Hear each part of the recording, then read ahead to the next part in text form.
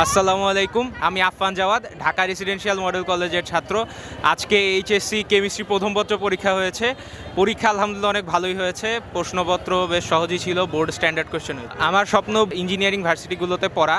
আমি অলরেডি জয়কলির রসায়ন বিচিত্রা বইটা পড়ছি, তো সবাই আমার জন্য দোয়া করবেন। আসসালামু আলাইকুম, আমি Maruf Raiyan, Dhaka residential model college থেকে। আজকে পরীক্ষা ছিল রসায়ন প্রথম পত্র। প্রশ্ন মোটামুটি সহজ হয়েছে অন্য প্রশ্নের তুলনায়, আলহামদুলিল্লাহ। পরীক্ষাও ভালো হয়েছে, কিন্তু সময় একটু কম পড়ে গেছিলো। সময় যদি আর একটু বেশি হতো আরও ভালো লেখা যেত বলে আশা করি। আমার স্বপ্ন হলো বইটা পড়ার। আমি শুনেছি জয়কলি প্রকাশনীর বইগুলো ভালো। আমি জয়কলি প্রকাশনীর বইগুলো পড়ে দেখব। সবাই আমার জন্য দোয়া করবেন। আমার নাম মাজহারুল ইসলাম ফারদিন, আমি ঢাকা রেসিডেন্সিয়াল মডেল কলেজের একজন দ্বাদশ শ্রেণীর শিক্ষার্থী।